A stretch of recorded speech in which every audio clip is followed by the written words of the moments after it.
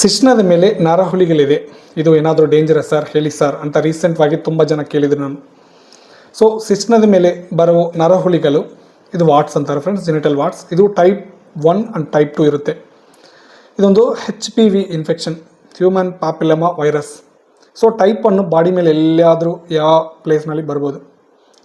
Type 2 genital area and anal area, genital area ಮೇಲೆ ಬರುತ್ತೆ friends.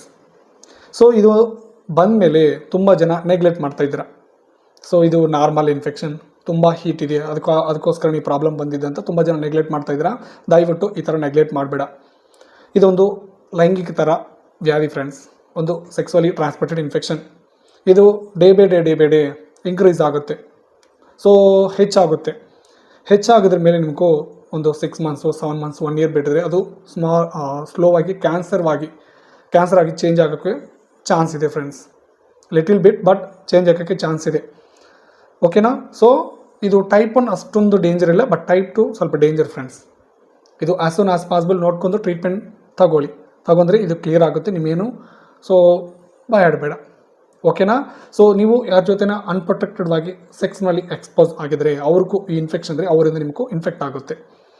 ಓಕೆನಾ? ಸೊ ಹೆಲ್ದಿವಾಗಿ ಇರೋ ಪರ್ಸನ್ ಜೊತೆ ನೀವು ಪಾರ್ಟಿಸಿಪೇಟ್ ಮಾಡ್ಕೊಳ್ಳಿ, ಏನಾಗಲ್ಲ. ಬಟ್ ಇನ್ಫೆಕ್ಷನ್ ಇದ್ದರೆ ಅವ್ರಿಗಿದ್ರೆ ನಿಮಗೂ ಖಂಡಿತವಾಗಲೂ ಇನ್ಫೆಕ್ಷನ್ ಬರೋಕ್ಕೆ ಚಾನ್ಸ್ ಇದೆ. ವಿತ್ ಪ್ರೊಟೆಕ್ಷನ್ ಹಾಕ್ಕೊಂಡು ತುಂಬ ಜನ ಮಾಡಿಬಿಟ್ಟು ನನಗೆ ಹೇಳಿದ್ದಾರೆ, ನಮ್ಮ ಪ್ರೊಟೆಕ್ಷನ್ ಹಾಕ್ಕೊಂಡು ಮಾಡಿದ್ದೀನಿ ಸರ್, ಆದ್ರೂ ಇನ್ಫೆಕ್ಷನ್ ಬಂದಿದೆ. ಸೊ ಆಗ ಪ್ರೊಟೆಕ್ಷನ್ ಯೂಸ್ ಮಾಡ್ಕೊಂಡು ಮಾಡಿದರೆ ಕೂಡ ಇನ್ಫೆಕ್ಷನ್ ಬರೋಕ್ಕೆ ಚಾನ್ಸ್ ಇದೆ. ಸೊ ಅದನ್ನು ನೋಡ್ಕೊಳ್ಳಿ. ಓಕೆನಾ? ಸೊ ಇನ್ಫೆಕ್ಷನ್ ಬಂದಮೇಲೆ ನೆಗ್ಲೆಕ್ಟ್ ಮಾಡಬೇಡ. ಸೊ ನೀವು ಡಾಕ್ಟರ್ನ ಕನ್ಸಲ್ಟ್ ಮಾಡಿ, ಇಲ್ಲಾಂದರೆ ನಮ್ಮ ವಿಡಿಯೋಸ್ ನಂಬರ್ ಇದೆ, ನನಗೆ ಕಾಲ್ ಮಾಡಿದ್ರಿಗೂ ನಾನು ಫರ್ದರ್ವಾಗಿ ಏನು ಮಾಡಬೇಕಂತ ಅಡ್ವೈಸ್ ಮಾಡ್ತೀನಿ. ಓಕೆನಾ? Thank you.